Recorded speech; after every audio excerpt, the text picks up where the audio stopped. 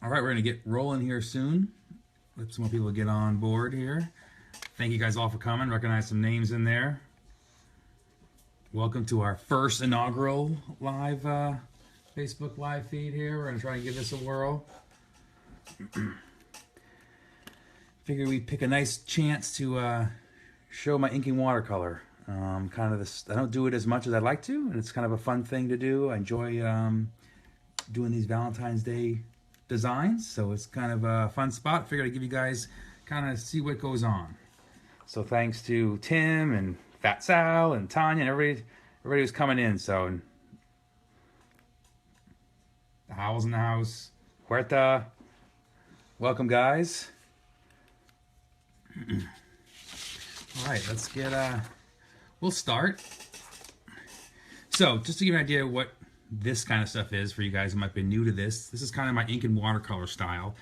You've seen me do the enamels and full color, thick line work, and this is really kind of the opposite. Very light touch, very sketchy. It's kind of fun fragments. There's no pre-design like I do with my other pieces. So just kind of from the cuff, kind of fun, cute, designs that kind of let me play in a different style, mix it up, keeps me excited. This is one of the pieces that will be released along with what I'm doing tonight. It'll be part of my January sale, just to give you guys kind of an idea. So just kind of, what it's going to look like, and we're going to get started here. And I have my, for all the questions about, as I'm doing this, feel free to ask me questions. I have the shipping department and a few others helping on the questions, so we'll be able to help out as we go. For all the supply nerds, because I know I'm kind of a supply nerd, I'm going to use hot press paper. That's because they can hear you okay. And I want to check, make sure guys can all hear me okay. Make sure everything's going with it. Someone let me know if you can hear me, so I'm not just rambling to myself. But, so, again, hot press paper. I'm going to rock, I use Pelican watercolor. It's the same pan I've had for 15 years. Just a normal watercolor pad. Nothing special. It's a nice variety of colors. I have a smaller one that I travel with. But here's kind of what I do and what I'm using. I'm going to use a mechanical pencil, just kind of sketch out my idea. I have a rough idea. I think I want to do something kind of a pirate octopus type of thing. It's in my head for some reason. So I think that's what we're going to do tonight. So I'm going to get sketching. Again, you have questions as we go. I can talk and draw. It's not a problem. So thanks, guys, again for coming in.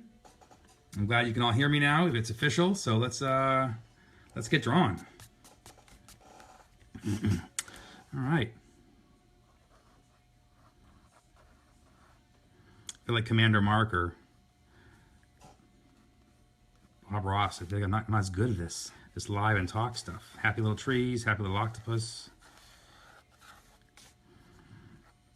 But we'll give it a whirl.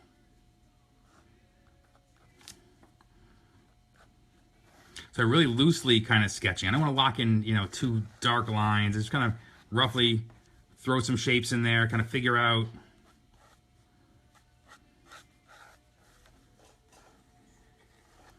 Just roughly kind of capture some of the ideas. Again, I love octopus are probably one of my favorite things to draw, next to skulls, obviously.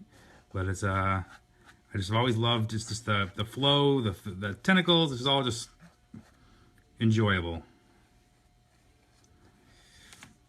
So I think that this should be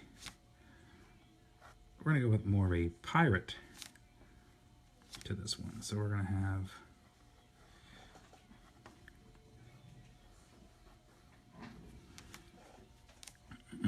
Put a hook on that tentacle because I can, because it's my drawing. So, cute hearts is in there. Again, if you have questions about anything related to the art or the shipping department, because they're more popular than I am, just feel free to ask away. And they're in here, and I pre-apologize because I'm sure they're going to screw this up at some point. Lisa Miles says, how long does it usually take to do a piece?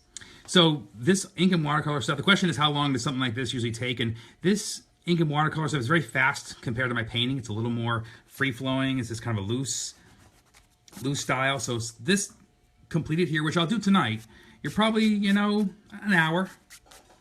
Kind of, if I can get sort out my issues and figure it out. But it's fun because it's kind of, you know, stuff that I wouldn't do as a full-size painting, but it's just a kind of a fun fragments.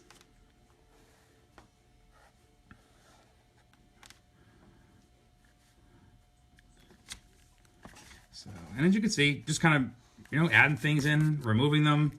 I tend to be very, very loose and sketchy and kind of make things up as I go.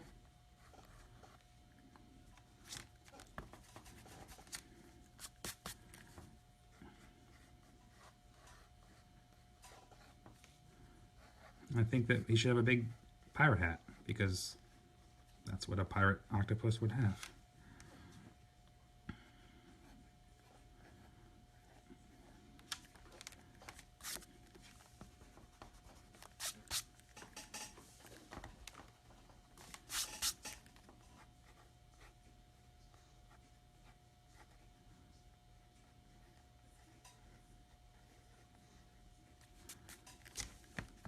Again, all my lines are kind of loose. I'm not locked into anything. It's kind of really just free-flowing. When I do my bigger size paintings, I sketch digitally, but it's very much the same way where it's very loose and just kind of carving out shapes and ideas.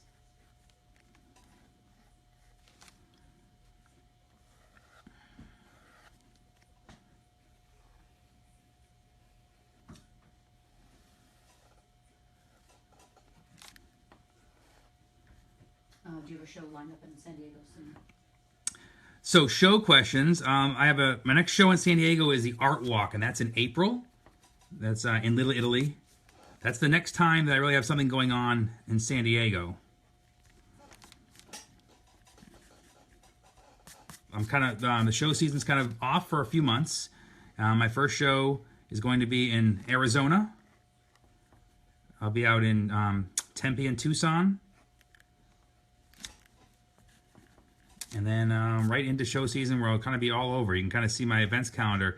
But I will be at Phoenix Comic-Con. We'll be at San Jose Comic-Con. We're really adding shows all over, kind of always trying new stuff. So you can kind of see if we're going to be in your area.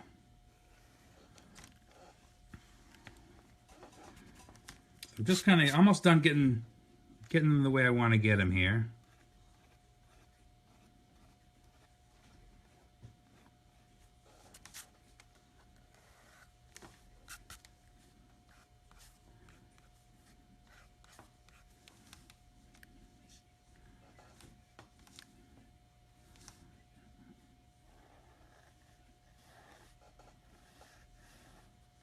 Never enough tentacles.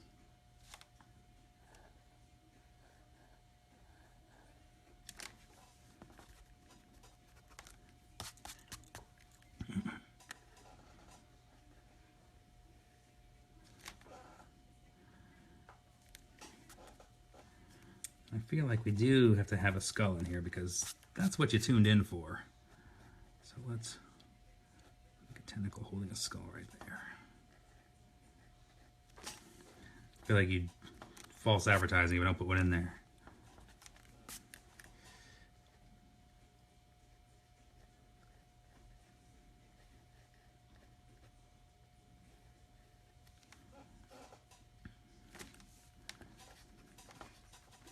But you see my idea, you know, I have a loose idea. It's really, you know, I design as I go, kind of what fits the space.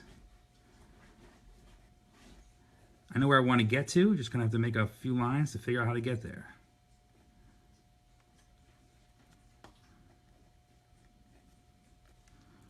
There you go. Let's go in there.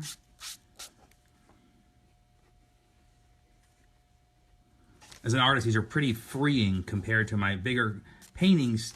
I spend a lot of time, you know, researching and composition and just sketches and color comps to really get a feel. And these are just kind of really let my brain, you know, exercise. It's kind of like just freeing to just kind of basically work the muscles to focus on, you know, the technique and really kind of make it as it happens, not over complicate it.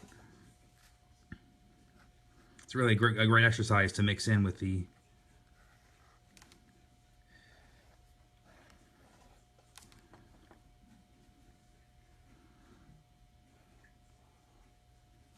all right.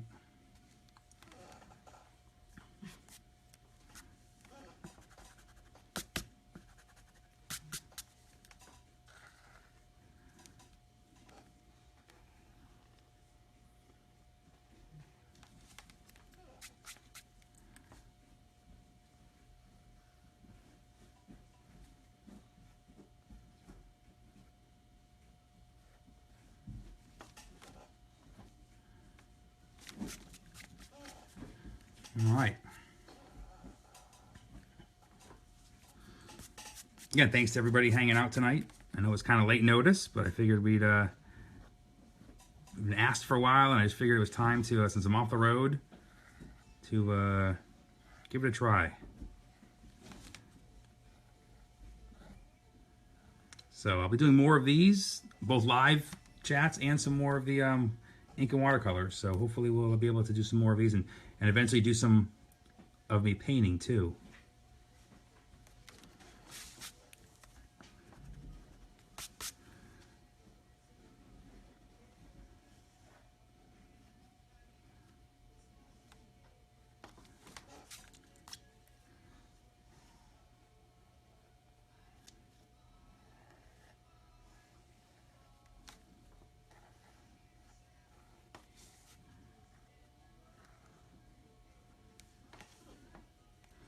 Some little air bubbles in here. I think it's time to get some watercolor in.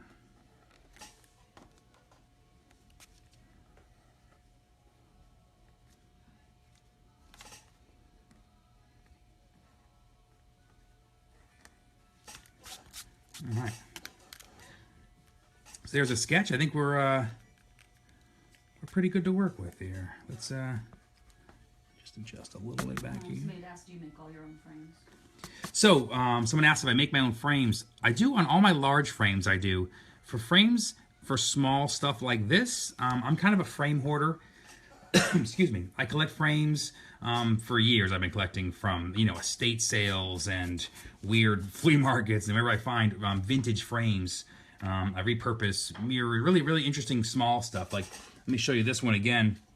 This was, I believe it was an some kind of mirrored sconce type device, but again, I love the shape. So basically, I kind of cut glass to fit it and rework it because I just love the vintage feel of it. So for the smaller ones, I collect those for these kind of paintings, but the bigger ones are all, I build all those. I really enjoy the finishing of the story.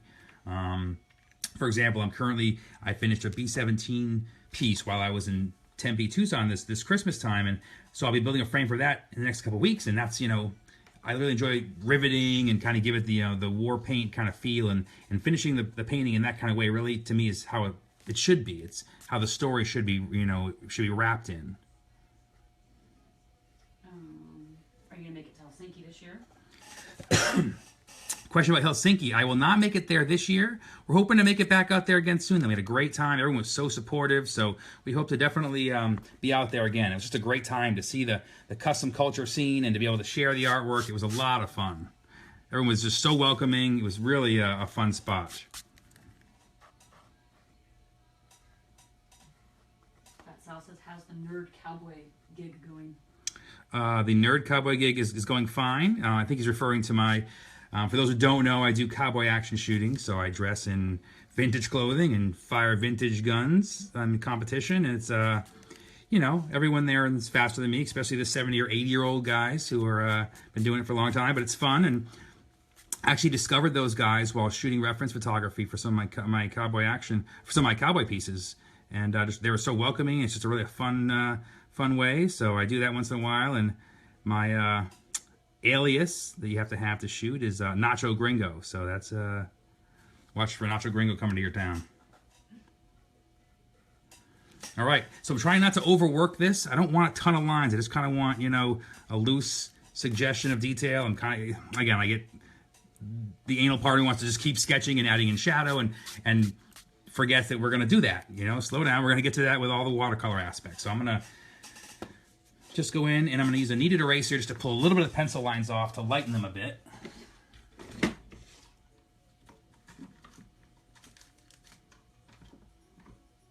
Husky boxer owners are asking if you're coming to Denver. So we are on the waiting list for Denver Comic-Con. So we are hoping to hear back this year. It's probably getting late to hear back this year, but we're definitely on the list for next year. We want to get out there, so that's hopefully going to happen. And if we get in, we'll let everybody know, and excuse me, and we'll post up. But we're hoping to get back out there. We went to Denver, boy, I think 3 or 4 years ago. I had a great time. It was really a fun spot. So we're hoping to make it out there and make it out there for the Comic-Con. So right now I'm just pulling up the lines a little bit just to lighten a little bit. Just because I overworked a little, you know, I started render detail, so just pulling it back a little bit. Just a kneaded eraser, you know, a little smushy device here. Just gonna, sorry for the shaky phone for 1 second. Plug my cord back in here. There we go. So he's asking, do you have pencil-only pieces?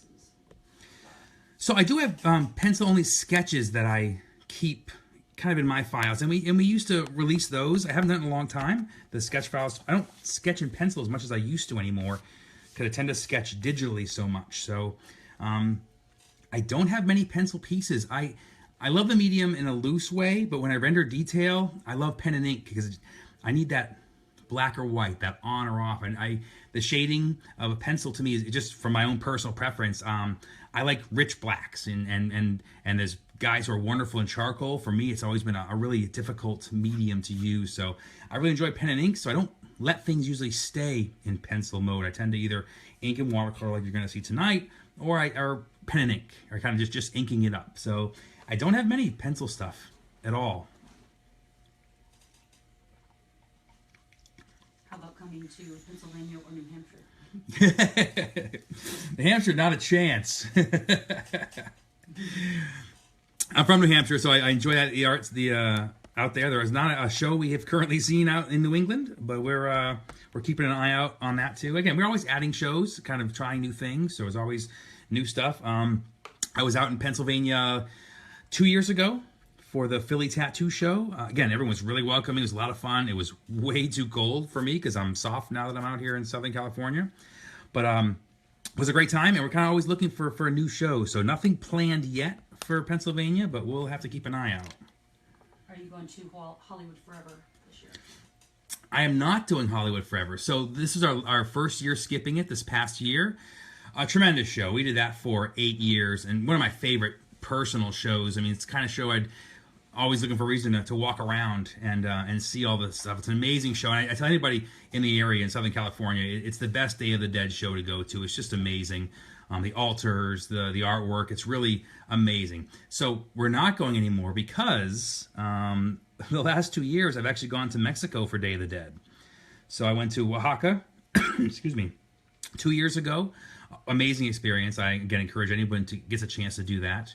We went to Merida this past year in the Yucatan. Amazing experience to see the differences in celebrations. And this year again, we're going to go to Mexico. Maybe Guadalajara. We're trying to figure out what we're going to do, but definitely for Day of the Dead. So I'm kind of stuck traveling. I'm bummed to miss the show, but at the same time, for me, it's been so just enriching and soul charging almost to go out there and see how these celebrations actually take place after being part of the art for so long. So it's really kind of a mixed blessing. I don't get to go to the show, but at the same time, I get to kind of immerse myself in the heart of it. And it really, for me, is an important part of doing this artwork. Excuse me, sorry for the cough here, guys. Well, so the next step now, I have my loose drawing. So I'm just going to kind of, toss in some loose color. And you'll see that, again, my watercolor, for me, it's kind of like my sketching. It's very loose. What substrate are you doing this piece on? So this is, again, in Canson hot press board. So it's like a block. And when I'm done, I'll show you. I just remove, you just run a palette knife along the edge and it kind of comes right off. So basically there's 20 sheets that are glued together on the edge, so I don't need to tape them down. You'll see a little bit as I put some water down the saturation, the paper buckles a little bit. I'll use a heat gun to speed up that so you guys don't have to sit there and watch paint dry. But for me, I love hot press. I don't like grit on my paper. It's kind of why I don't use canvas. I use a coated masonite because I don't like to have grit. I want perfectly smooth surface, and I kind of carry that over for my painting. So we're gonna mix little colors in here and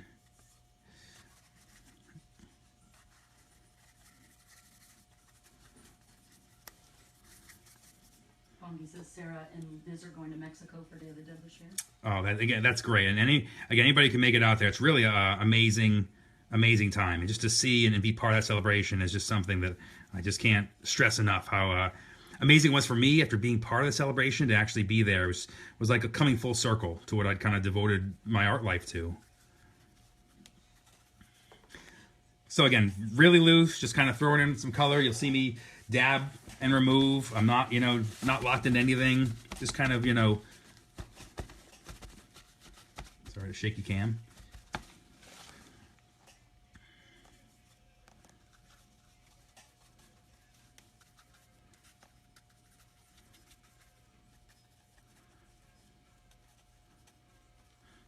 Loose, just kind of throwing in. And for me, now again, watercolor is an entirely separate art form. There are some amazing watercolorists out there who do just amazing stuff, and I admire them. I long to be like them. My brain kind of sees watercolor really as a loose, sketchy. You're always battling, trying not to be muddy, but I really enjoy the layering, which most watercolorists will layer colors, but I kind of layer colors on top of it and really walk that, you know, that line. I don't mind having the colors overlapping. And what is your favorite color? Favorite color? Geez, you think I'd know that one or have some kind of prepared statement for that? I guess I'm a avocado green guy. I want my cars that. I want my my studio is. I'll just show you real quick. You can see the wall. I mean, it's avocado green. It's bright, bright green. That's the wall there. That's kind of what I like. So I'd probably go with that. And any flights planned? Any trips you're planning? So that's okay. See, it's a smart collector question. So these watercolors do also make an appearance throughout the year. When I travel on planes, I do generate a lot of artwork too. It's kind of how I enjoy traveling, kind of sketching, keeping the mind active, and I just enjoy bringing my watercolor stuff with me. I have a travel kit, and maybe I'll do a little video just kind of show what I travel with. But I am going to Italy in about 2.5 weeks, visiting charnel houses, ossuaries, catacombs, basically just really immersing myself in how we as humans and other cultures treat our dead. It's really relevant to my work. It's relevant to who I am, and so we're basically traveling to visit these places to kind of immerse ourselves in that. So I am going to be traveling, and there will be a watercolors generated from that trip for sure. What's the hardness of that pencil? So for that, good question. I forgot to bring that up. So that pencil is rather hard.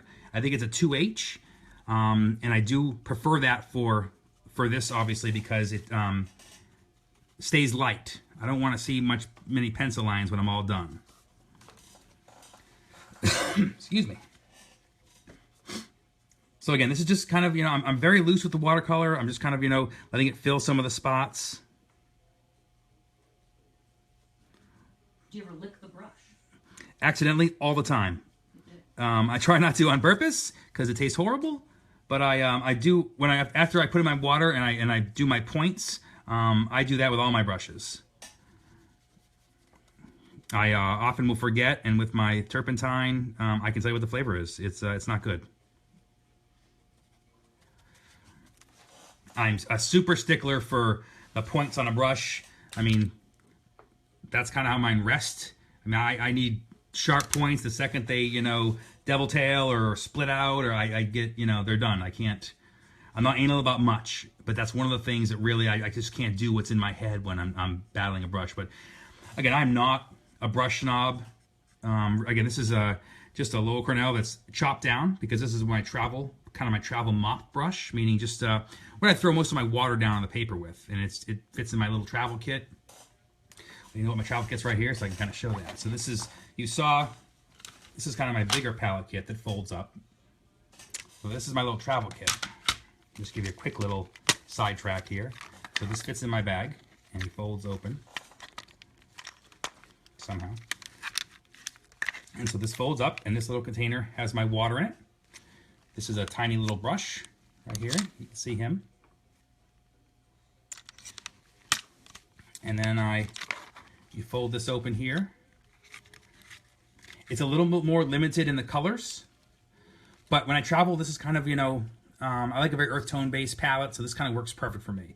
So I bring this, and the only other thing missing from this palette, I do bring gouache. I bring my white.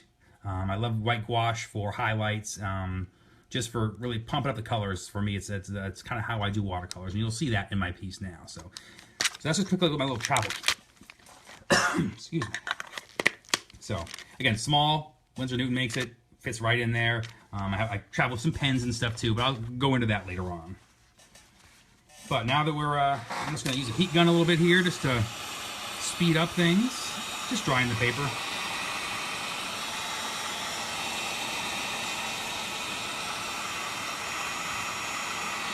The reason I dry this too is so colors don't bleed that I'm putting down now.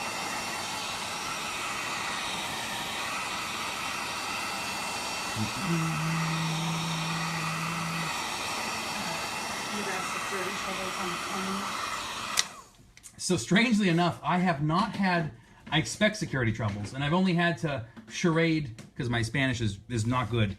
Traveling to Spain was the only time I ever got, not accosted, but the entire kit was empty and I was asked to explain. But my travel brushes, which are these right here, strange enough, I know I've flown all over the world and these look like bullet shells, and I have never been harassed for them. Because I use a water-based paint, you know, I don't travel with thinners, so, I mean, my travel brushes look like that. Strange enough that they seem to know, I don't know if there's a huge underground world of people flying around with paintbrushes, but our paints, I don't get harassed much. That little kit seems to, they know what it is, and I get harassed a lot less than you would imagine. Any particular watercolor paints you're using? You know, like I said, the paints I'm using now are just a pan. They're Pelicans. It's a German paint company. I'm not sure if they're even around anymore. So this kit is, I want to say, almost 20 years old. Excuse me. It's again, it folds up into a little, you know, 3 little trays. Watercolor, I'm not, again, not a paint snob as much. I'm sure there's really good watercolors. But again, I a little Winsor Newton flat set, you know, works fine for me. So I can't even recommend one. This is kind of the one I've always had, and this is like almost, yeah, this is college art school days. This has been around a while. All right, so now we're gonna slap in some color now. You can see that. So speaking of the greens, now we got to do a green octopus because we're talking about it. So. Someone's asking, is Crayola too simple for complex art? Crayons or something. You know, you can make art with anything. That's the short, you know, the short answer. Do you mean crayons in particular, or their paints? It says Crayola. So let's just assume you mean asking about the Crayola watercolors. The challenge with those, with the cheaper paints, and this is what you'll find, and it really just takes you trying them all, is that they tend to be the pigment isn't very rich, meaning that it's very plastic feel as you rub your water in to try and activate the color. You know, you're trying to get this to work. You know, it's very kind of on or off. The pigment doesn't mix well with the water, so you're kind of always battling that.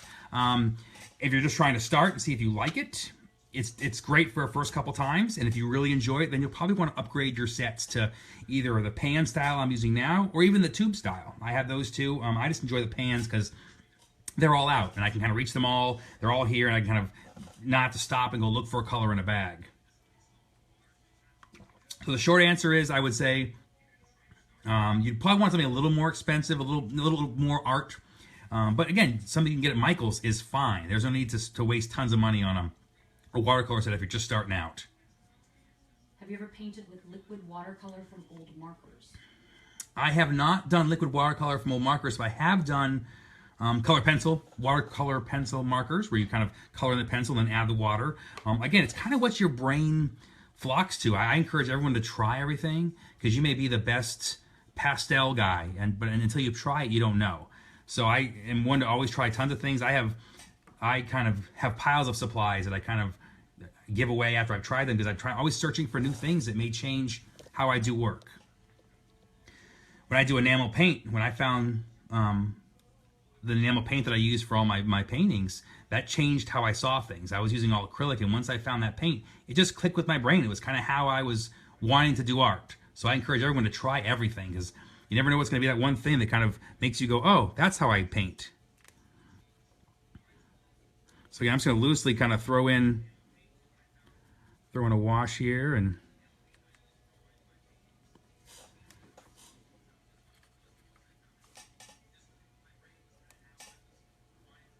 Good questions. There's some good stuff here.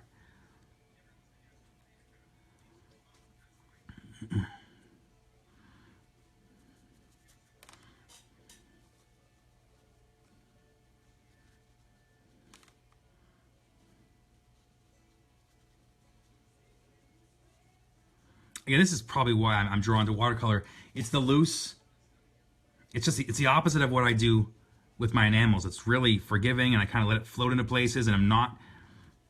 It's a struggle for me to not overwork and not, you know, be trapped into the, oh my God, every color has to overlap and gradients, and it's really freeing for me. I love how spontaneous it is, and it's just a nice effect. It's kind of, you know, it's so soft compared to my line work that I just really enjoy the contrast.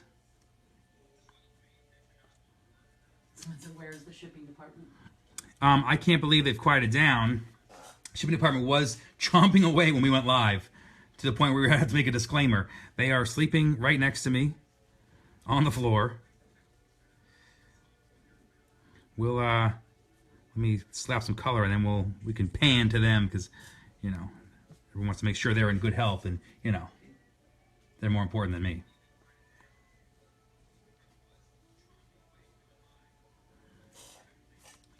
So again, laying in color, and I'll, you know, remove some as I go.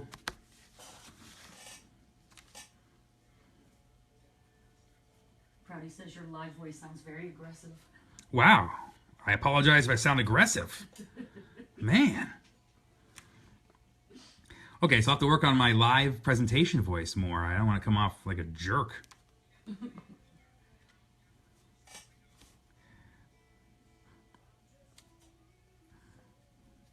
See, I gotta be more. I told you I gotta be more Commander Mark. I didn't have this down yet. This is the first time. So everyone just give me a free pass. I'll get better. Calmer. I'm gonna slow it down. I thought I was being pretty slow too. Man, I'm a failure. This has all gone bad.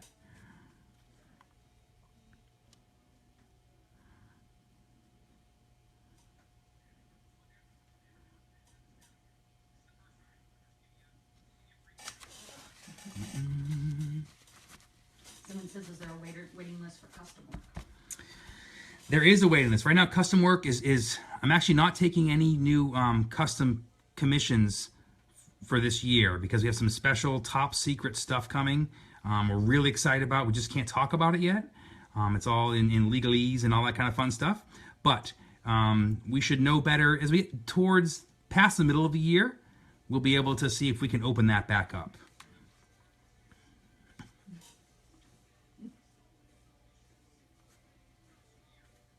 Oh, Canada's in the house. Oh boy, so the Canadians are here. So we're going to shut this down now. Or talk much slower so they can have fun too.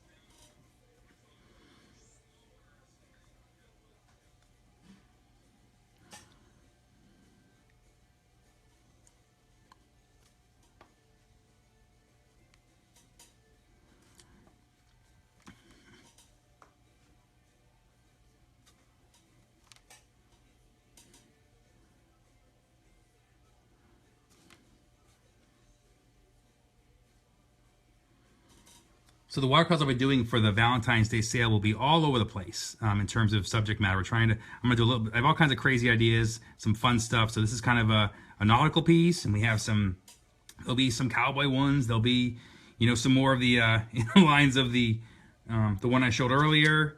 Just some fun ideas I've had for a while. So they'll really be all over the place. I'm gonna kind of, and if you follow on, you know, Facebook or Instagram, you'll see all this stuff being done in the next week. Any one-shot paintings? Any one-shot painting. Will I be doing any live? Mm-hmm. So yes, I will be doing that. This is our first tester, but I think it's just gone so well, except for apparently everything I do, my speaking voice and stuff. But besides that, we're on a good run. So yes, we will be doing excuse me, I will be doing some of that stuff probably once I get past the Valentine's Day sale and get back from Italy. I think probably late February. We might we'll tackle some of that. We'll do some live stuff for sure too. And also I'll do a live some digital drawing on my tablets. I use a Wacom, so we'll do some of that so you can kind of see some of that detail come together too. Do you ever use wax to preserve white space? So I do use wax and Frisket. I do love those. Again, because I kind of work in a very loose way, I just don't take the time to do that. It probably would make things easier for me, but I just kind of, I like the spontaneity of kind of letting things flow together. If this was a much bigger piece with multi-layers that was had much more shading in it, definitely. Kind of the freedom of this allows me to kind of move quickly, so I just don't, I don't need to, but it is, I mean, I love when I use it because it does make the ability to catch your hairlines. I mean, it's really some neat stuff. What model of Wacom do you use? I use a Wacom Cintiq. I use an Intuos, I-N-T-O-S. I forgot, I don't even know how you even say that, but I use that tablet, which you draw on the tablet and look at the screen. I used that for 4 or 5 years. Just upgraded the Cintiq this year, late 2016. Love it. I used a gray market one for a while, which was great, but this Cintiq is just perfect. It's really for desktop. It's great. I mean, I only do black and white drawing on it, but it's just, for me, very freeing. It's like using a pencil with no resistance. It's fun. I'm very loose with it. It's just really frees me up. I don't feel locked in at all. Do you have any work on display in Miami? In Miami, I don't believe we currently have anything there. But welcome from Miami.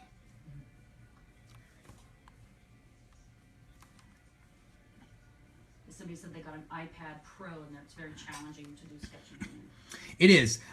For traveling, though, I think that is kind of the best thing that's out there. That plus the Apple Pencil seems to be, I have not used it except for in-store demo, but I'm hearing that seems to be, I've used all kinds of Wacom's travel pens and stuff with, I think Autodesk's, or Sketchbook Pro. I've used their inking travel apps with different pens, and they were always kind of clunky, but the pencil I've seen, I think that's the way of the future. That really is, it's the same size as the pencil. I love that. Most of my styluses and drawing things that go with my pad are huge. So that, I think, really seems to be the best way. So if you're working on that now, I mean, it is kind of the best that's out there, though. So it is worth the struggle because it is the best one that seems to be proliferating out there, what people are using. Would you recommend a Wacom for photo editing? So the Wacom is great because it's big. Someone's asking, the question is it good for photo editing? I love that you can touch and drag. Now, I've used Photoshop for 20 years without, and had no problem at all, and really still only use my Wacom. I actually don't turn it on. I have a regular monitor I do all my work with. I don't turn the Wacom on unless I'm doing drawing. I'm a keyboard guy. I'm faster that way. It is a beautiful screen. If you have a small screen you were trying to upgrade, I'd say great, you get this big monitor, but it's not necessary for photo editing. I don't think. If it's such an expense, and I can't say it would change your life enough to justify the $2,500 price for it. Can you explain the paper one more time? So the paper, I wish I had some hot press to show you the difference. You know what? Hold on one second. I will find paper.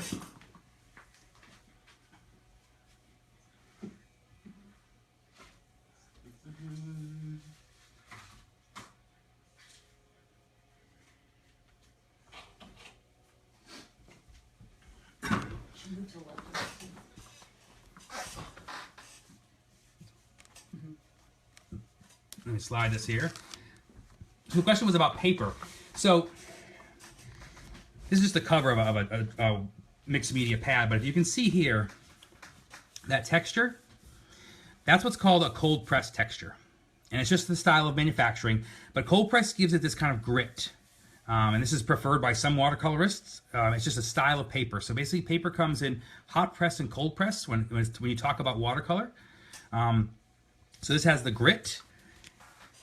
And you can see on the one I'm using now, there's no grit at all, completely flat. It's still a rag. I mean, it still has a kind of a clothy, textile feel to it, but it's just thick paper. Kind Comes in a block like this. This is actually our sealed one. But you can see the edge here. There's 20 sheets, but they're all sealed together. And then as you finish each piece, you cut it off. And I'll show you that later. Hot press basically just has no grit.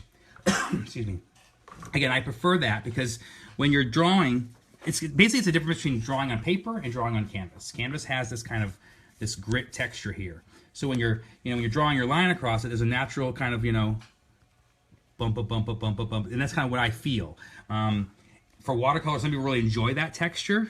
I just don't. It's just a personal preference. There's no right or wrong. I just enjoy kind of the loose, just the no edges. For me, it's just how it's, again, I paint on a smooth surface also when I do enamels and acrylics. So I think it's just how I enjoy the brush flowing. I don't like the pits. I don't like canvas because of the same thing. It has that grit to it. Hope that helps. But again, watercolor block is what I'm using. If you saw traditional watercolors with just a single sheet of paper, it would be taped along the edges to keep it, locked down so it doesn't kick up as it gets saturated. So we're going to move along here. I'm going to throw in some color on my heart. Good questions. Keep them coming. Have you ever taught others to paint? I have not done any teaching. And it's funny because I went to art school. I went to I got a graphic design degree is how I'm actually trained. I didn't take any painting classes in school. And since that, when I started painting more and more in my own free time, I took some drawing classes and really was just frustrated with how the scholastic side kind of treated the art. I currently don't have any time in my travel schedule, but as we get older, it might be something we work into, but not currently now. This is kind of the closest I've gotten to showing. I live paint at every event that I'm at, and I answer questions, and I love that kind of stuff. I do an artist in residence at Disney every September at the Wonderground Gallery in Anaheim, and I really get to talk to a lot of animating students.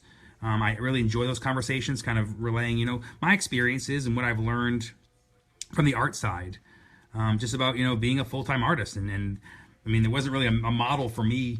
I mean, there wasn't a guy who says, oh, he draws skulls, that's the business model I should follow. So it's kind of been really just trial and error to figure out, how I fit in the world and the paths that take you as an artist. When you tear the paper off the block, does it still rip because it's too wet? I do make sure the paper is dry before I remove it. It shouldn't rip though because I do, there's no paint near the edges, so it really should be dry, but I do make sure it is dry just to make sure I don't get that rip because that would just be devastating. Have you ever tried multimedia board? I have. It's great I've used illustration board before. I love that quality again. I just don't do enough illustration in that style to really use that medium much. I used to use, I love Bristol, Vellum, I've used all of them, and I just don't use them enough. I love this watercolor board because this is what I travel with. I use this same size block is what is in my bag. It's kind of how I travel, and I just kind of, you get used to what you like. And because I can't tape anything down, I'm in a little plane jammed together. I mean, I'm not a small person to begin with, so I can kind of be self-contained. My tiny little kit, I have a tiny little light in there, and my little watercolor block, I can kind of, paint away and not, be much of a bother. Does the paper wrinkle as it dries? No, because it's an endless watercolor block, it will not wrinkle, and that's really why I enjoy it. That's why I like the watercolor block, being locked to the sides, because it won't wrinkle. When are you coming back to San Jose? Mid-April? I'll be in San Jose in mid-April for San Jose for Comic-Con. So we had a great time there last year. We're really excited to be back again. Just a really great event. So we're thrilled to be going back.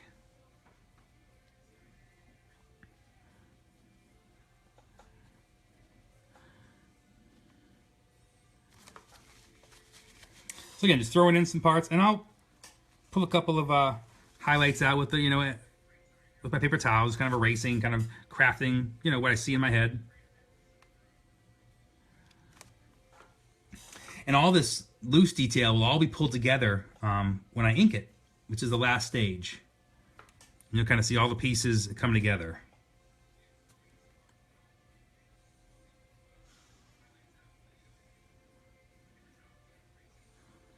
Good questions. Everybody's on it.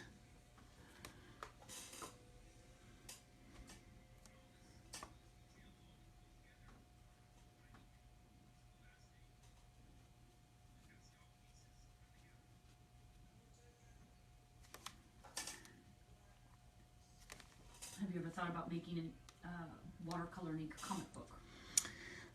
So I've done. We've written and illustrated 2 children's books, and those are both all in the kind of enamel style. And I do love this style so much that we have talked about doing that. And I think that once I get we finish the next book that I'm on now, the last of the kids' books, we may do a style similar to this.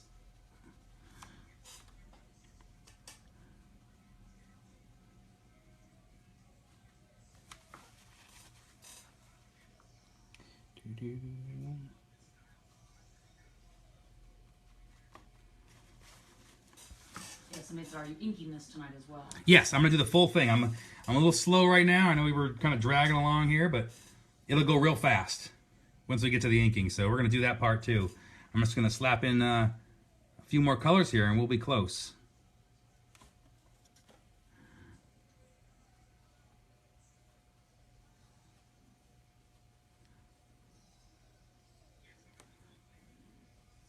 Why an octopus? Why not? I've always, again, I love motion. If you look at my paintings, I try and really capture motion as much as I can, and I just love that. I think that there's really no animal that makes it more difficult to draw because there's so many pieces that are in motion, but it's just so fluid. It's just, you know, to have that many, just the multiple arms, it's a fun, really fun, and I just find them fascinating creatures. They're incredibly intelligent. I really just enjoy the, even before they were everyone's spirit animal in the last 10 years, I've always enjoyed them. What's your favorite animal? Favorite animal, man. Again, octopus is right up there. Man. You want to paint the shipping department? Besides, okay, I don't want to offend the shipping department, but, you know, obviously the dogs rank high, but if we're going like exotic animals, they're kind of out there. Man, I think elephants are right behind. They're like, you know, land octopus in the way they're just, you know, they're so smart. They're very interesting to me. Just the age and everything about them. I also find hyenas incredibly interesting, just in the way they're made from like hodgepodge pile of parts that someone had left over.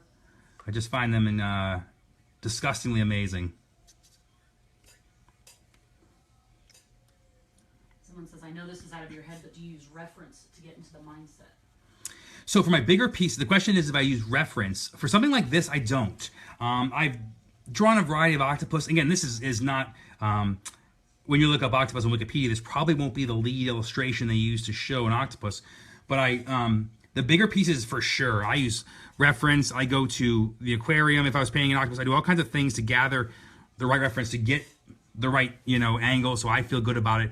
If it's a military piece, I'm going to museums, I'm photographing pieces. Definitely. The short answer is yes. For all my real big paintings, when I'm using enamel, tons of references used. For this kind of stuff, it really is, for me, very freeing to just kind of go after it and kind of have fun. And then, again, it's a more, obviously, slightly cartoonish, you know, octopus. So that's really very freeing, where I'm not locked into the confines of, you know. Is there an African safari in the future travel plans? So my African safari wants have been really filled, because I don't know if you guys one of my biggest joys in finding was if you go to YouTube, there is a Safari Live, it's called, and every morning and every night they have a live safari feed. They have 3 Range Rover Land Rover trucks out there, and they are just driving around the a game preserve. And they are basically just talking about whatever they see. So one day it'll be elephants, cheetahs, lions, just leopards, amazing variety of animals. And I really encourage you guys to give it a whirl. It's a great background noise maker. It's very quiet. They just kind of talk about what they see. There's no work. There's no, it's just sit there and listen to them talk about, the animals they find, from, butterflies to dung beetles. I've been watching it now for about 3 months, and it's incredibly satisfying in the studio to have on. It's doing two things. It is making me want to go to Africa, but it's also filling that void. So I encourage all of you to check that out. It's Safari Live on YouTube. It's really, and we'll post a link to that after. It's just a great, excuse me, a great way to relax. I mean, it's just kind of, there's no theme music. There's no, garbage. It's just them driving around looking for animals. And whether it be elephants, it's really a fun spot.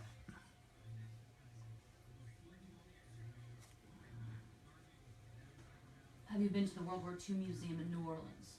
The question was if I've been to the World War II Museum in New Orleans. I have not been there. That is on my list. That's one of the best ones, really, to see. I've been to, again, I try to go to as many as I can. I love the living history. I've been to most of the ones in Arizona and Southern California. I've been to some throughout the country, but I've not been to that one yet. It's definitely high on my list. They have some things there that are nowhere else.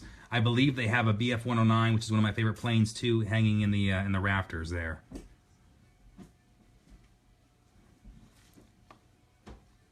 So again, just kind of throwing in some light colors here. And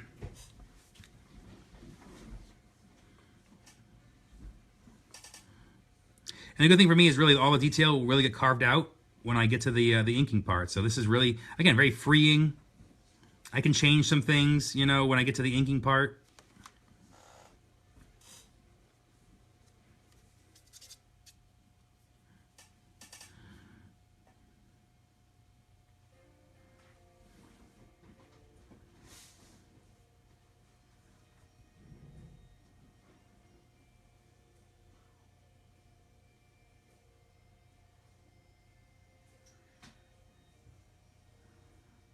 Who is your inspiration? My inspiration. So if you're talking about artists from the past, then I would definitely say I love the work of Francis Bacon.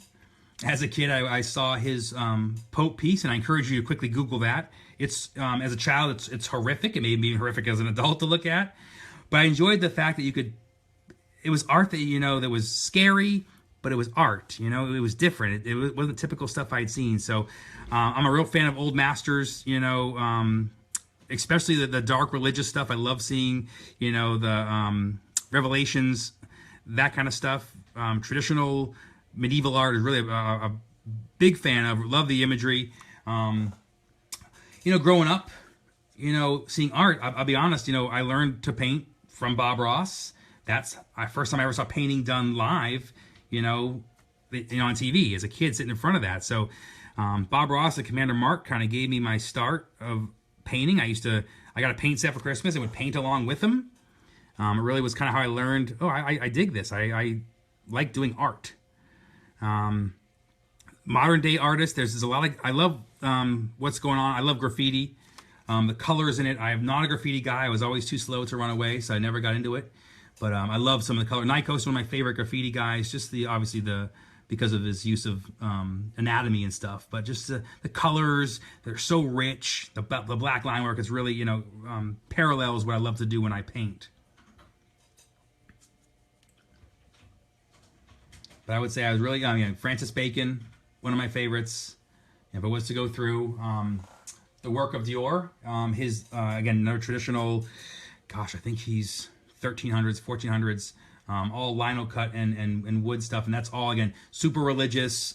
But at a time where they would draw skeletons, and it was really a fun way. And I remember in art class just being drawn to that kind of work. So you're saying which Francis Bacon? So Screaming Popes? Yes, yes.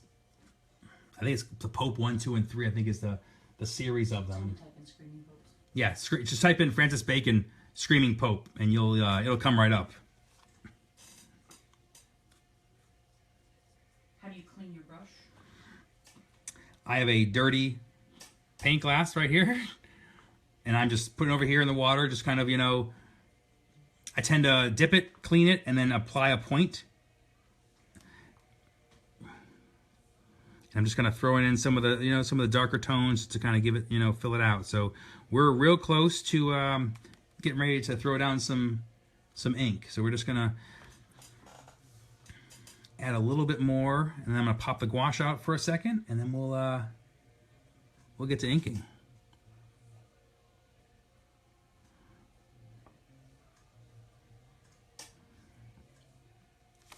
Excuse me. But great questions, guys. This is really fun. I'm glad you guys are sticking around watching.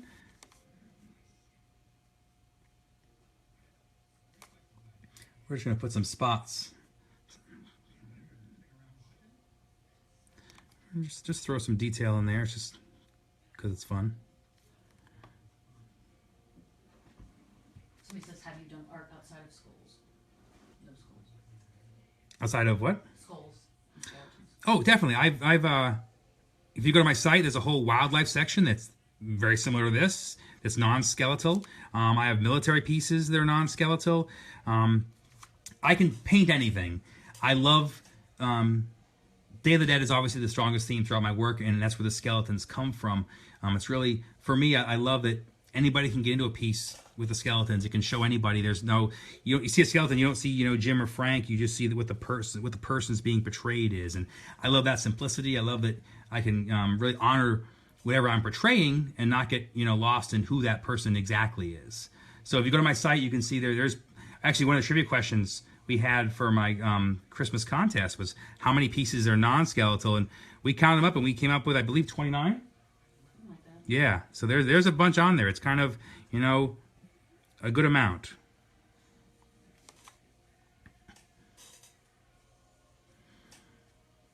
I love to paint skeletons, but it's I could paint anything. It's, I've done hummingbirds, I've done, elephants and rhinos, and they're really fun to paint. It's just kind of, I'm very fortunate to be able to paint whatever I'm inspired by at that moment. I paint so much and in front of people doing demos that I kind of mix it up to where I'm at. If I'm, in Arizona, maybe it's a Wild West piece. If I'm, at a Comic-Con, maybe it's a, some kind of fantastical piece, and I just kind of let where I am depict what I'm interested in painting. So we are going to just getting close to the inking part here. I'm just going to highlight a few of these bubbles here.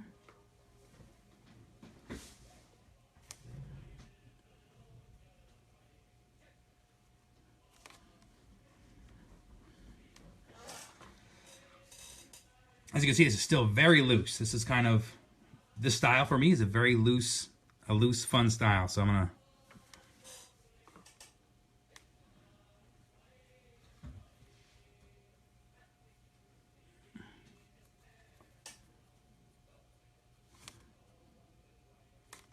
Taking you twice as long, huh? a little long, answering questions, and this is a little bigger, but yeah, this is, what are we at now for time? Like 40 minutes in? 40 minutes in, yeah. So again, the inking goes real fast, and it'll come together and be done real quick. But this is, kind of how it all works. So I'm just cutting a couple lines in that I want to blend in, and if you could do anything other than art, what would it be? anything other than art, I'm pretty fortunate. It's kind of that's a tough question because I always just wanted to do art. But if I do anything else, if I'm able to do anything, I feel like I'd own a giant animal sanctuary with way too many animals. Maybe a hoarder would be the word they'd use, but they'd be taken care of. But I think that might be my calling. But again, I might be one of those shows with 1,000, cats. But I'm just saying, some kind of in that nature. All right, let's just throw a little bit more in the eye patch here. I think we're ready to start throwing some ink down. Do you think the popularity of Day of the Dead has kicked up your career in the last few years? Reiterate. Yeah, so the question is has Day of the Dead, kicked up my career recently? I mean, I guess the difference is where I see it directly is Day of the Dead is definitely more popular. When I was traveling 10 years ago, talking about the artwork, you know, it was kind of like, who's the scary guy? What's with all the death? You know, and now I'm finding people know what it is. You know, they've seen Book of Life. They've seen these, you know, pop culture references to tattoo shows that kind of brought it to the fore. A lot of things have brought it to the forefront. People know what it is. And kind of they look at my work and they know, oh, this is Day of the Dead. You know, so in that way, I think it's definitely expanded people's, you know, understanding of it. It's funny because my work has kind of been, you know, before and after. I think obviously it doesn't hurt to have people know what it is. So I think it definitely has helped in the speech for people to understand where it comes from. I think that's definitely, I mean, I've seen the rise. I know what, the things I used to talk about that I don't have to mention now. So in that way, I think it's definitely helped. We're just going to add a little heat gun just to...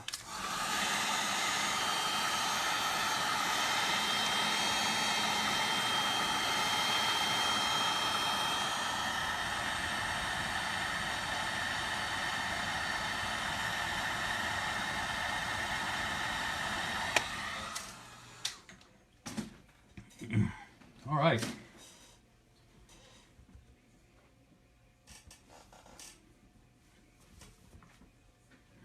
So as you can see, I keep my colors very, you know, there's not a huge contrast difference. I'm not rendering in huge dark shadows. These are very light. They're very airy. They're very loose. It's really a fun way to kind of capture, you know, that easy feeling. It's just a very fun, relaxed composition. So that's why I keep those things fairly light and don't, you know, over render. A lot of detail will be carved out when I do the, when I throw in the pen and ink. So just one more thing, I realize that he does not have another eye, so we gotta fix that.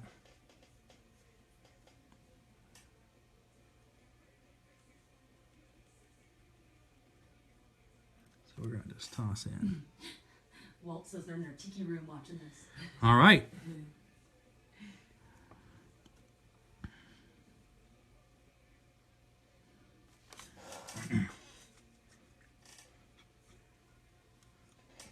Thanks to Atlanta for chiming in, being up this late.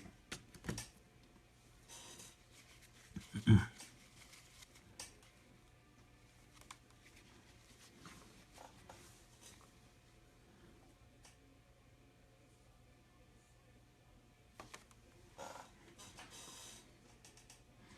right, so the last step for me, well, you know what? I'm going to throw a little more, just a little more red in this. And then I'm going to throw in, and then we'll get to the gouache. So let me just throw in a little more here.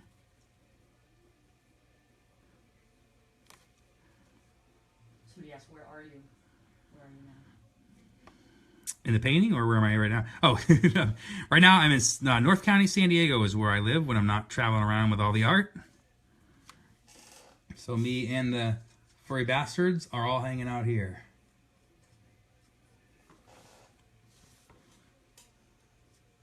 What is gouache?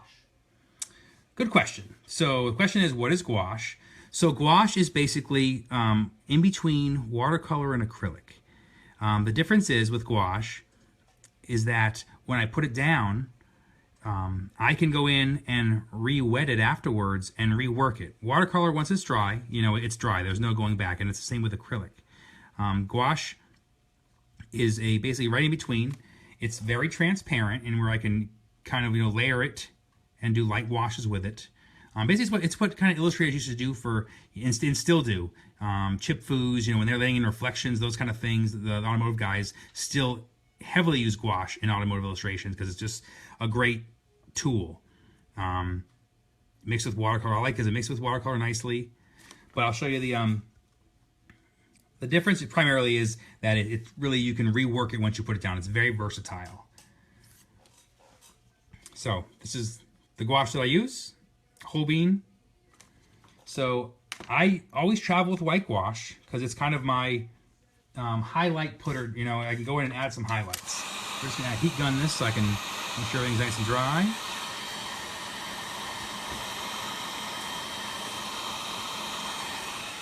Apologize for the sound, but we'll just, and you kind of see the paper start to sit down and tighten up, and that's because all the paper is on this watercolor block. That's why I like to use the block so much.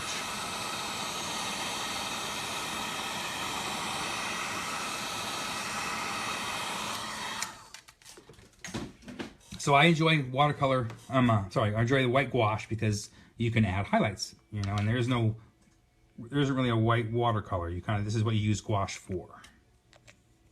And a lot of watercolor artists will use this, and I just enjoy gouache. It's when I do my enamel paintings, gouache is what the underpaintings are. All the colors, if you look at one of my paintings, all the painting underneath is gouache. And then I do enamel on top of that. It's very versatile. I love how transparent it is. It's really a nice medium to work with, and because it's water-based, it goes right over acrylic, and enamel then goes right over that. There's no issue with any kind of, multimedia, nothing's kicking back. So we're gonna take this little cup here. I'm gonna use this much thicker than I did the watercolor. I mean, you can see I'm using it really. And I'm just gonna go in and we're gonna pop some of those little bubbles. How many pieces do you do in a day? Does it depend on your mood? So the question is how many pieces I do in a day. It really does depend. I don't bounce around though. If I'm doing one piece, then that's a piece I'm working on. I don't like to start something else and put it to the side. Strangely enough, I kind of feel like in my head I won't know how to paint the same way if I was to go back to that piece. It's really a strange way to worry about it. But I just feel like it won't be the same to me.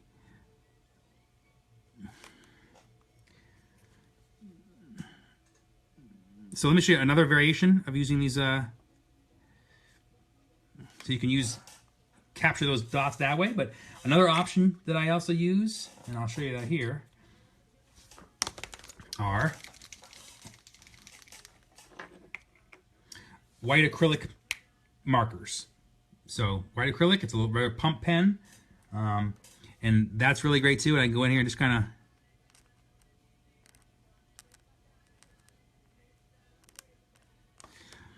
of basically really pure white highlights. And take our arrows into Tijuana. Well, be careful, Tay. Have a good time. With internet connection too. So again, I love these markers. They're kind of great I can go in and just slap in some.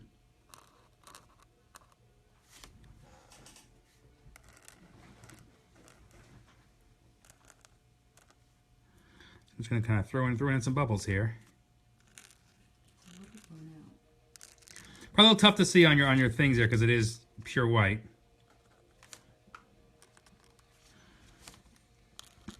I'll throw a scan up of this later too, so you can kind of see it up close and detailed. I know it might be a little tough to see what I'm doing and some of the blowouts, but we'll try and throw a scan up there to make it make a little more sense.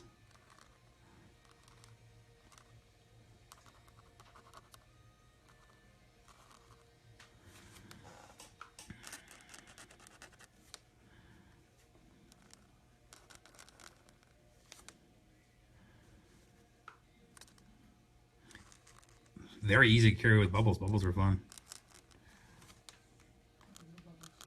Happy little bubbles. No mistakes. Happy bubbles. Have you ever ruined a piece by accident? I really think the only difference between being a professional and not is just being able to hide your mistakes. And I think that's really, I mean, I've had some catastrophic, moments. These big dumb hands have flipped the brush and smacked right into it. I've had some catastrophic type, issues. Never anything I couldn't save. Only one painting in my life has ever gotten lost, and that's because as I was done with the show, I put it next to the truck as we were packing up, and then I drove away. So somewhere in Tucson, Arizona, resides a half-finished painting. I don't know where it went, but I put it next to a light pole and then drove away. So I hope whoever has that painting enjoys it. It's the only painting that's missing. We don't ever know what happened to it, but... Are you left-handed or is this a camera trick? Oh, I've overcome a lot. I am pure left hand. And it's also why I tend to work right to left to keep my big stupid mitts out of things.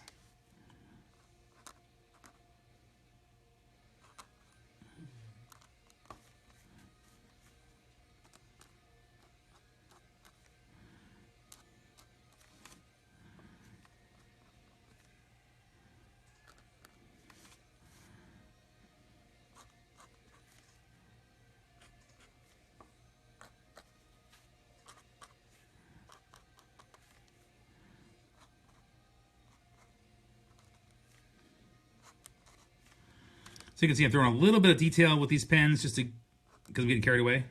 So I'm throwing a little bit in here. Because it's fun.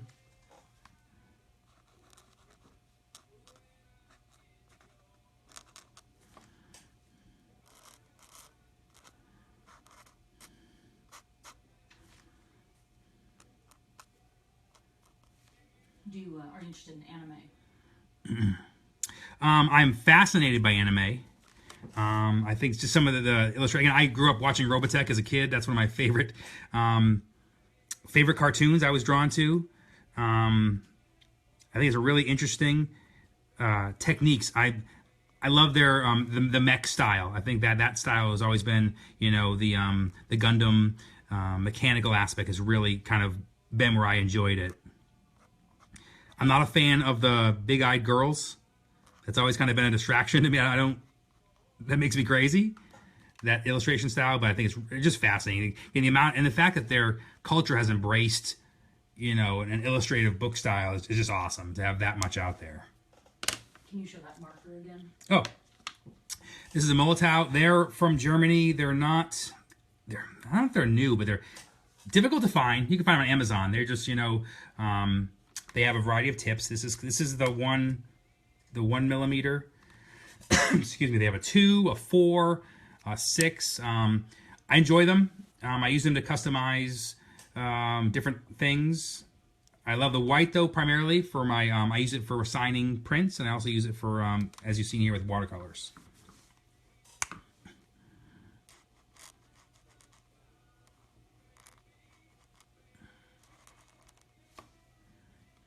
Do you get inspiration from life or dreams?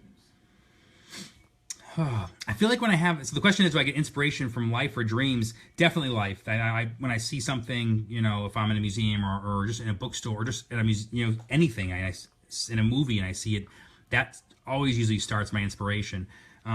Dreams to me are weird because I always feel like they're just a manifestation of that, of my brain going, okay, hey idiot, wake up, write this down and you should paint this.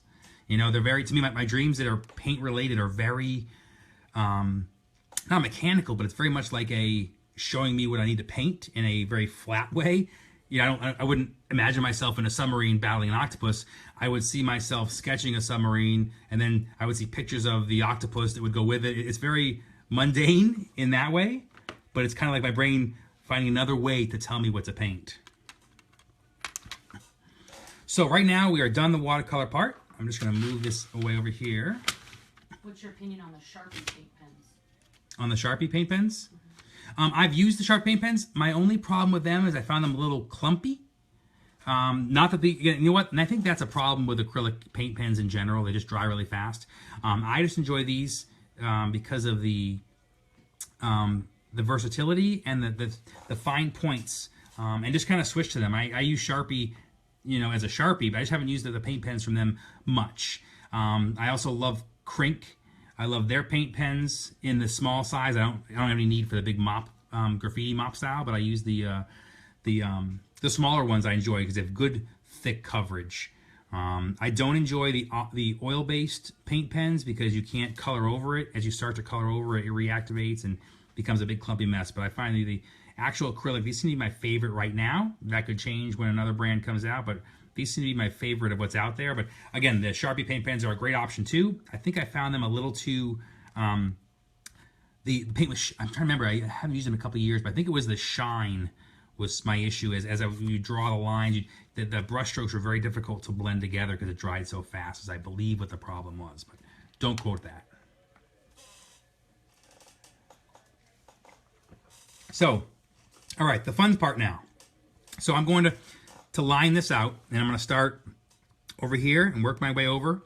I'll try and adjust the camera so you can see I'm not blocking it the whole time.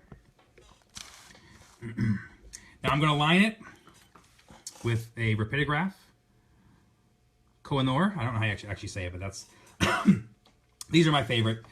They're not cheap. They're overly priced, but they're just the best for me. I've used every kind of liner brush. I have a few over here. I mean, I have everything. I have old, what are these guys?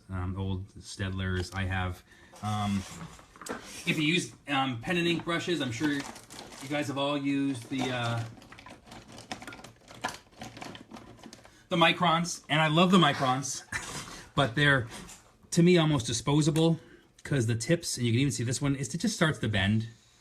They're great. I love the flow of these. You have to fill it, and it's a pain in the butt, and it dries out, and it's all these kind of things, and they're like $25 a pen, which is ridiculous.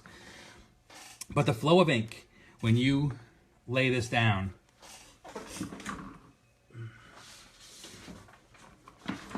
just to give a quick little demo, I mean, there's no break. It is a consistent line. There's no break at all. And when you, with microns, I feel like, it just gets a little dry, as you flow. I feel like it's great when they first get them, but I feel like they just almost disposable. They run out too fast. Like here, you just get breaks in the line where I just don't enjoy it as much. Strictly personal preference. They're both great. I've used both of them a ton. I just kind of covet this crappy old one. So I'm going to use he is 0.5. Excuse me, I'm using just a generic Pritograph black ink. It's waterproof. When I'm all done, I can run an eraser to get any pencil lines. They'll all come off. It sits right on the paper fine. It's light fast, steadfast, museum fast, all those things. So this is kind of what I enjoy. Let's see what I'm doing here.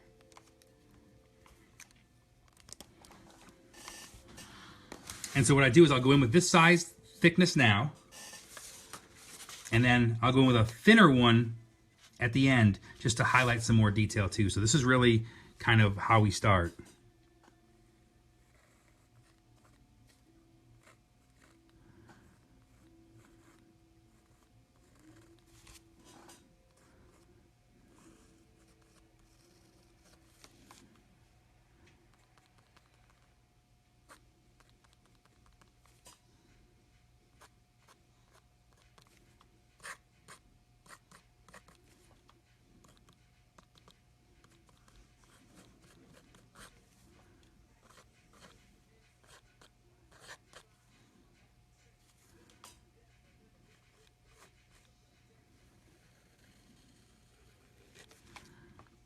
This is really the fun part. This is where kind of all the detail just gets carved out, and it's really kind of freeing to... It's almost the opposite of the watercolor. It's very, somewhat exact, where you're, there's your...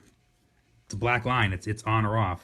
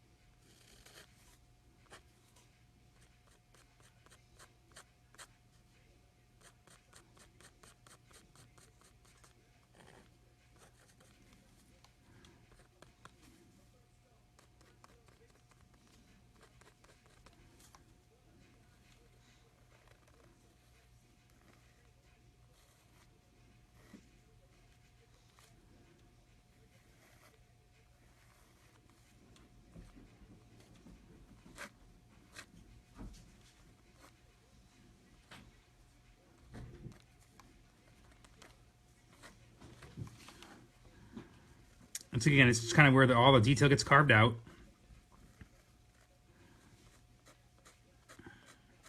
I'm just kind of going in, I'm lining spots and...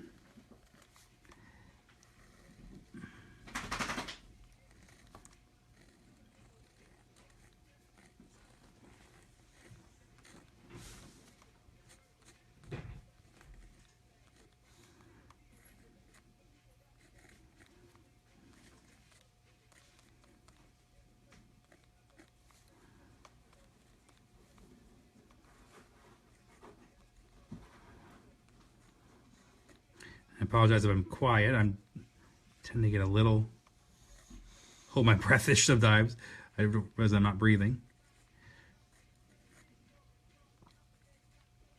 Can you shift the canvas over? Yeah. To where? This way? Like that?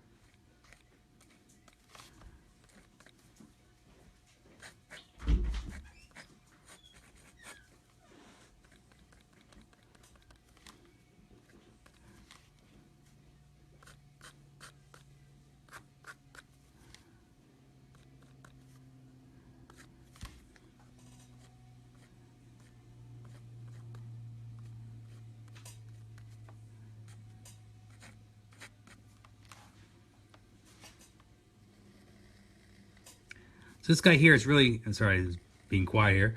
This is really the fun part. It's really, you know, loose. These paintings are very much kind of on the fly.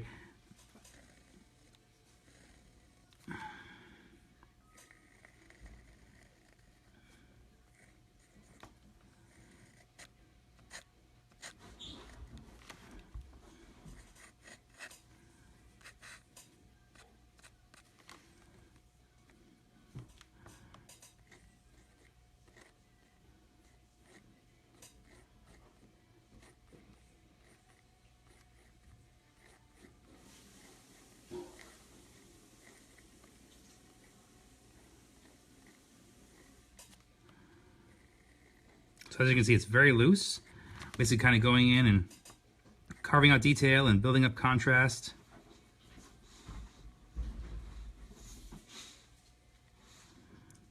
Throw a big octopus eyeball in there. And they're fun. It's just a loose kind of fun way to...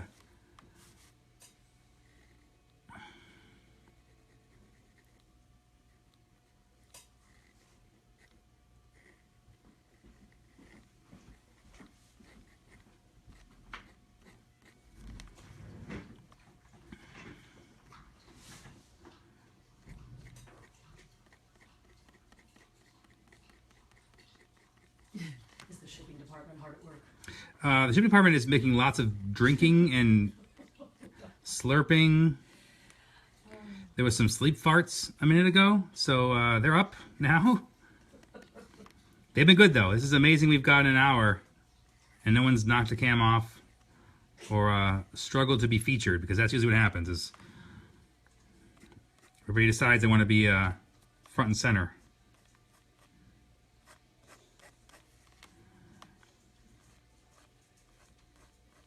Anybody get any closer? Move it a little bit here. See if that helps.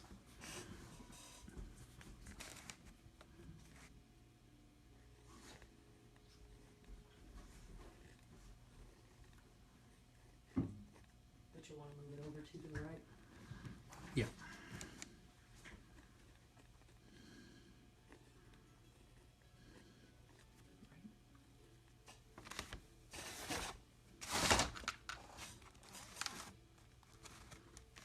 You know?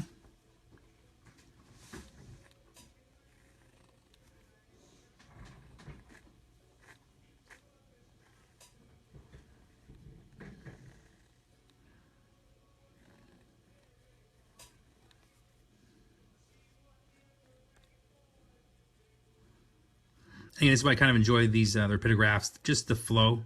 I could just keep going. It doesn't skip a line, doesn't break. Just a consistent line. Just what I prefer. It's kind of the same reason I use enamel. Just a consistent line.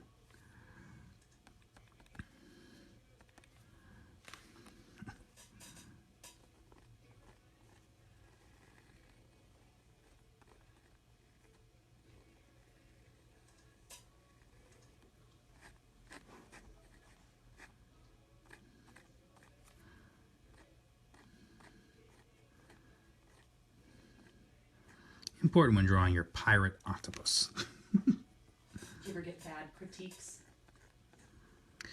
I mean, there's always people that walk into the booth that don't understand the work, and will be glad to tell you they don't like it. You know, I'm at the stage now where, you know, I want you to you know, like it or hate it, at least have some emotion. You know, if you can just look at it and walk away without having any kind of emotion, then I feel like maybe I've failed you. I want you to have something, you know. Art's so particular. I mean, it's so subjective. You like what you like. I just want you to have a feeling, you know, to walk away going, ugh, or awesome. I mean, just something. If you can just walk away without even commenting, then, you know, then maybe I missed you.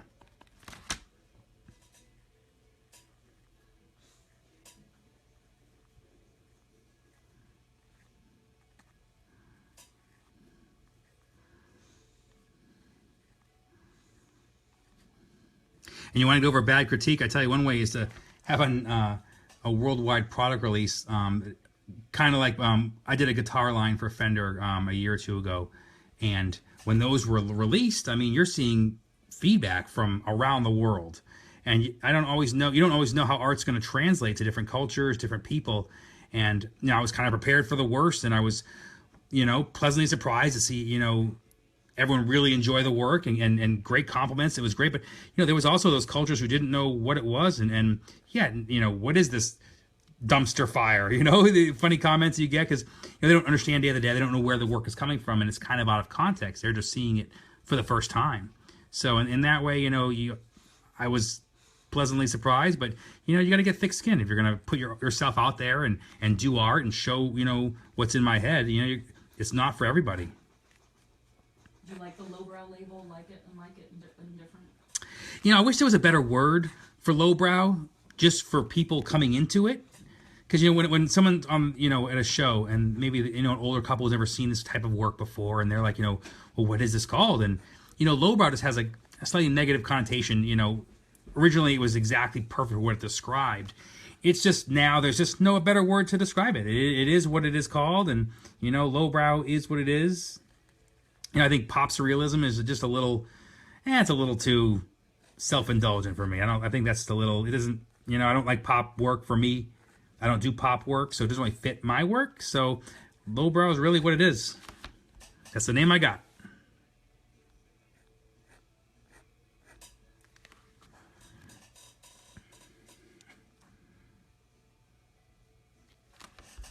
Yeah, it's not a great name. Again, I don't want to ever call my work anything that makes someone have a negative feeling. So it's not the best term, but there is no better one out there yet that we have. And my work is I have the unique challenge of, you know, I have a rhino, you know, that is non-skeletal, but if he's in my booth, he's a skeletal rhino. It's just how people see it, because they see all the skeletons around it. So, you know, I can call everything, you know, lowbrow, but Day of the Dead is really, you know, what they'll call the work no matter what. Do you do any stretches for hand health? Oh, I should do stretches for all health, but I do not do any for hand health. When I do live demos, I paint in a very awkward position, you know, not very good for the back. And I think I have the strongest back for that horrible position. But I do try and stretch out before live demoing. I try to wear a brace sometimes if my back's bothering, just to preserve on those long days where I'm painting a lot. But I don't do any hand exercises. I thankfully have no hand pain, really. I do paint or draw all the time, usually in, you know, 6 to 8 hour blocks. So I do kind of feel like, you know, it's in shape for that one thing that I do. I also find, though, that when my hand does hurt, that I'm gripping everything too tight. I mean, you want to kind of grip, you know, so it doesn't slide away from you, but, you know, soft. It doesn't need to be a death grip. And that's always, you know, as I'm painting, I got to make sure I'm not white knuckling, because just how I tend to hold things. So we're just adding some more detail in here.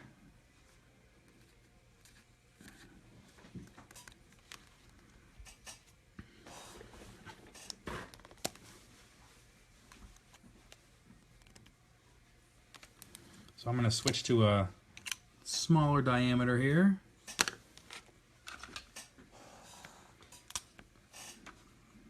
And this is a, what are we at here? It's a 005. And we're just talking about other kind of pens. I'm actually just testing these now by Airship. A couple artists, Aquafill liners. A couple artists recommended them. I'm just giving them a whirl. I have not had enough time to even give an opinion. They're, you know, another liner that's out there. So we're just kind of testing them out to see what we got.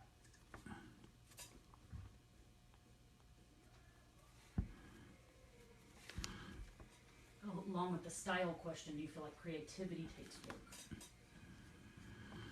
I think it does take work. The question was, do I feel like creativity takes work? It does. I have to stay challenged and stay engaged. You know, as a professional artist, you can't get uninspired. You can't use that excuse, well, I have painter's block and I can't paint. I have demos, I have to be out there. So, you know, I have to paint. And getting started, I really was able to build up not my body per se like an athlete, but, you know, in my mind, I can kind of make myself paint. I'm always excited to paint. I'm very fortunate in that way, where I have tons of paintings I want to get done, and I'll have a list, and I'll die not finishing them, but I'm going to get as many done as I can. And I feel like, I'm thrilled to paint. I'm fortunate to paint, A lot of people wish they could do this as their job, and I get to do it. So I owe it to everybody else and to myself to paint as much as I can all the time. So I think, once you push through that creative block, and just make yourself do it. If you don't know what to paint, then, find something, trace something, do something that maybe disengages your brain, where you're not worried about composition, but you're still working on technique. You're staying active. When I had a day job years ago, before I was full-time, I bring a sketchbook with me just to stay engaged, to keep that part of the brain working. It's a muscle. You got to keep it working. You got to keep it engaged, because it won't just turn on for you. And that's part of the deal, is you got to, make it work so you can, smash through that writer's block and that drawer's block to make things happen, because you just don't have the luxury. You never want to be sitting there with time to paint, finally ready to go, and then hit with block and you can't, and you have nothing to do. That's the worst feeling.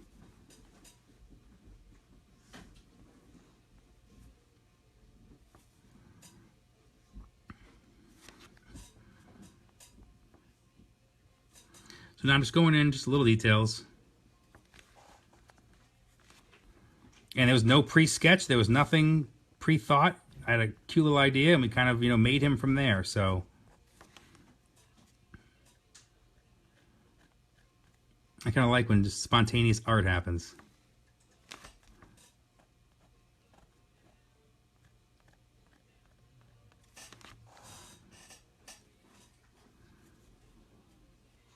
Someone saying, as a musician, you have to create to satisfy like a record label. So does the demand become a drag?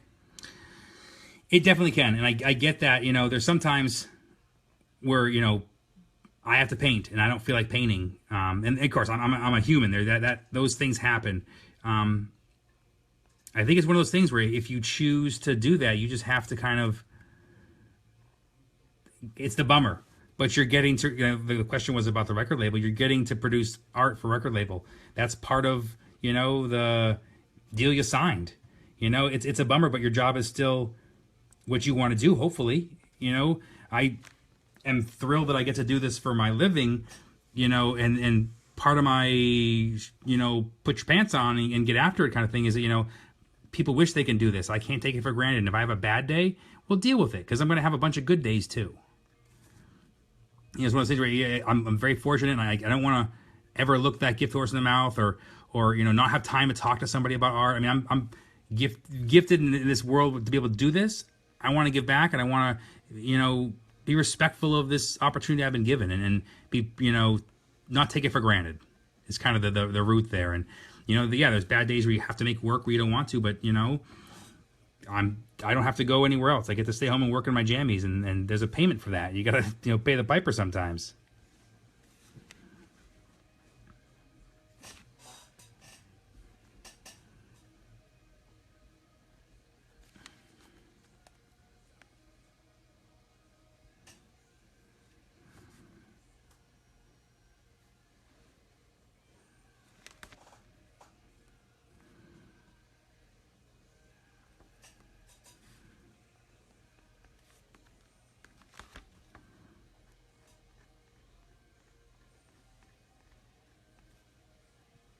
You know what? I don't dump that and go to the micron, because I don't think I like him.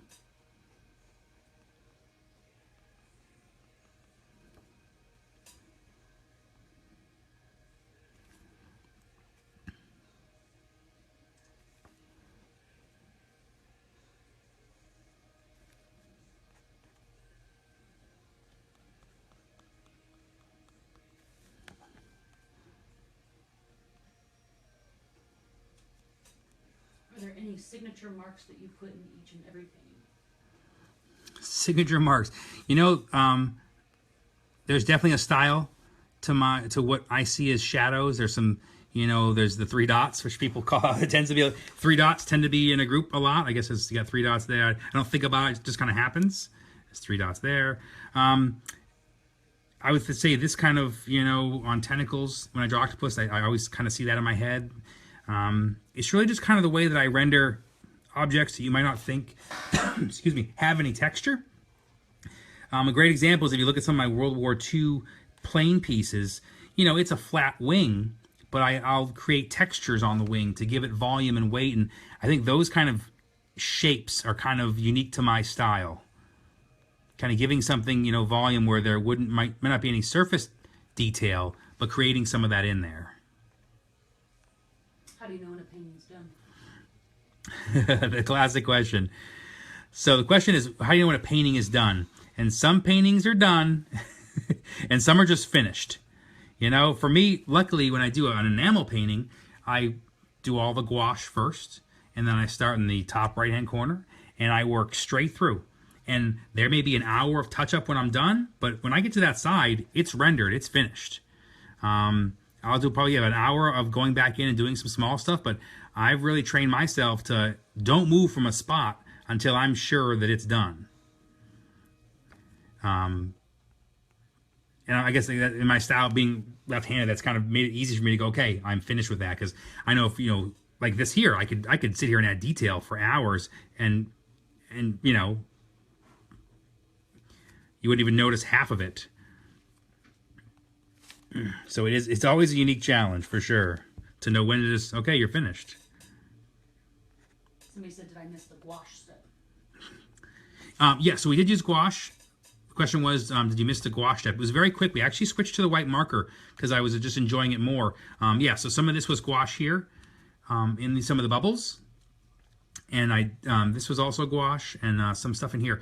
What I'll do is when I do the best way to see gouache is to see me do an underlayer of an enamel painting. So what I'll do is we'll plan on doing that for one of the live demos, and you can kind of see on Facebook Live, and you'll see it go in. It's the best way to see with multiple layers. I was just really just using the gouache for highlights, so it wasn't really as, didn't really shine like it would when I do it in an enamel painting. So we'll be able to see it there.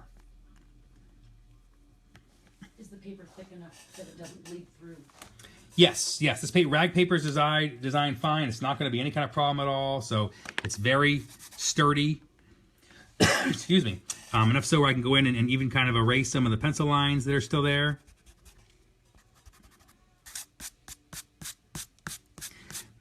And because it has that heart, and I just feel like I want this to say...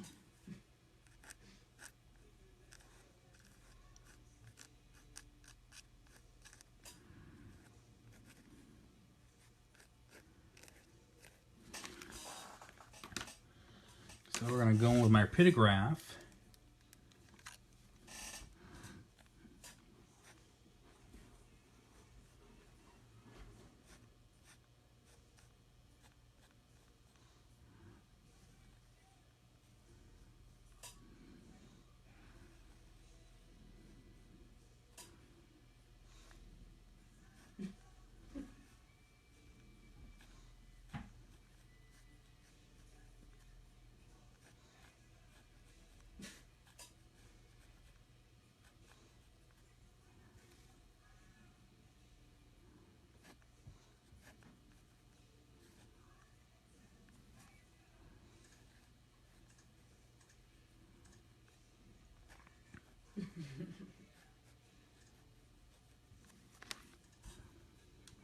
So we're just gonna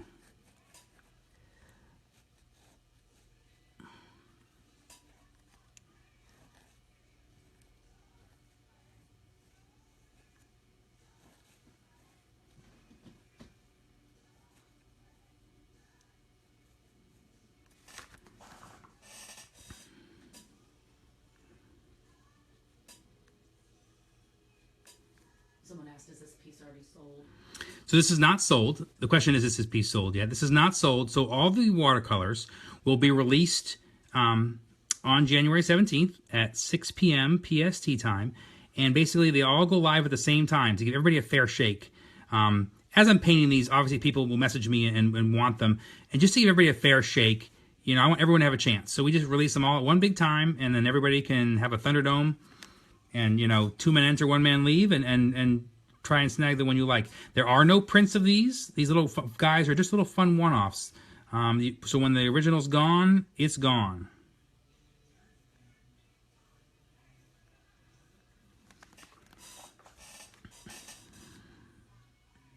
And that's what makes them kind of fun. It's a fun way to, you know, a little smaller, more affordable, you know, originals.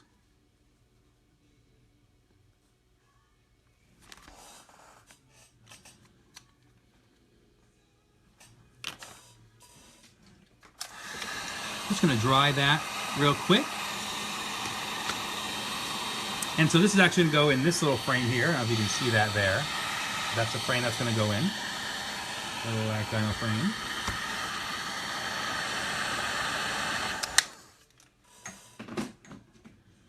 So he's just about done. I'm just going to color in a little more. Just a few more highlights. You know, a little bit on the skull here. Maybe a little bit on the eyeball up in there. Are you going to have a preview of what's going to be on sale for the sale? So the best way to see the preview, I will post everything in the sale you'll see ahead of time through my Instagram feed. I'll probably post a group shot of everything, so you will have an idea of what is in the sale. And you will have seen everything before it goes live.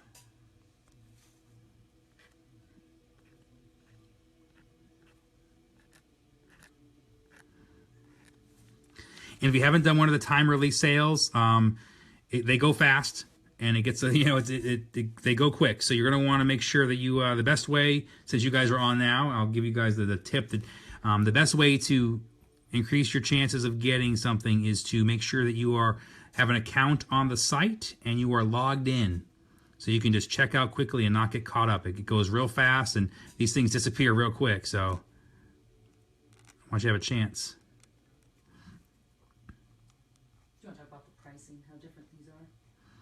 Right, so the question was about the pricing on these. These are, so again, my original enamel stuff, original paintings range from, excuse me, around $1,400. I mean, there's a few smalls I do during the year, but really $1,400 to kind of $3,000 is the range for my enamel paintings. So the good thing about these is these are very affordable. They're all in kind of the, I think, $175, and I think the most expensive one, what's the...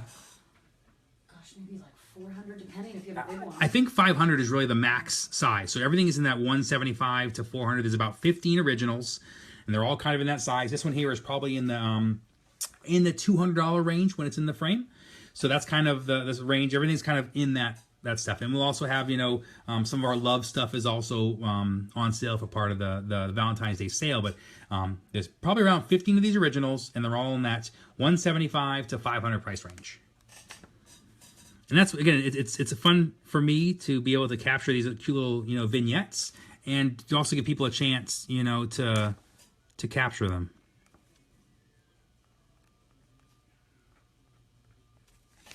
All right. Most important part. I'm going to slap a little signature in here.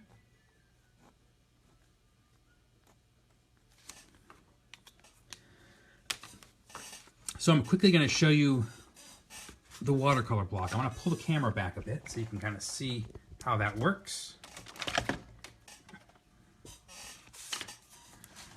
So this is the block and the edges like I talked about. So what you do, and you can see the lip is kind of flipped up. So you just put this right here, and it separates the block, that piece.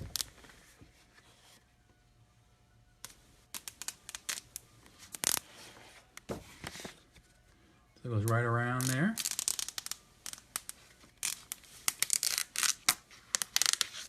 And there he is. So as you can see, there's no bleed through.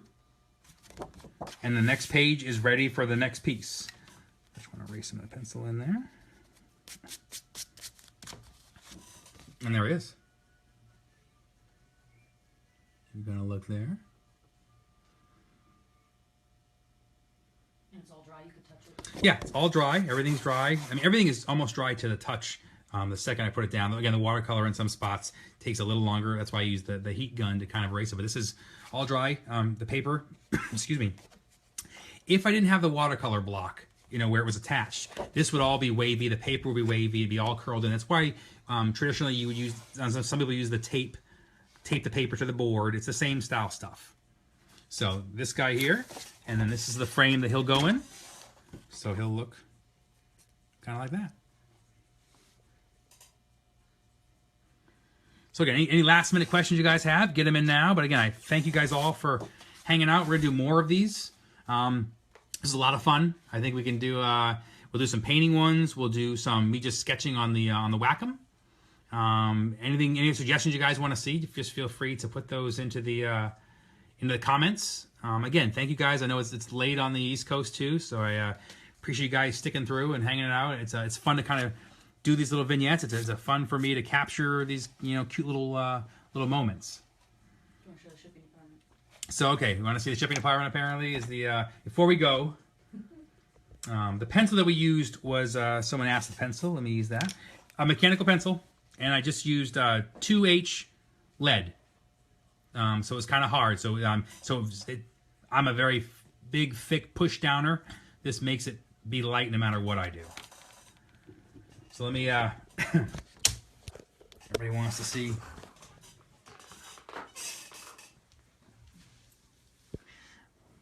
The stars of the show. And this one. Hey, you be a star? You be a star? So they're tolerating us. So, yep, now he's getting up. Now it's all ruined. So, yep, see? Now he's up in your grill. Yeah, gotta be the star. There you go. So again, all kinds of new stuff. We'll do more of these. It's really fun. So I really appreciate you guys coming in. And we'll just sign off with the Sleeping Ripley, who doesn't even give a care. This is the reaction that she gives with the art usually. It's kind of, could care less. So again, thank you guys all and have a great night.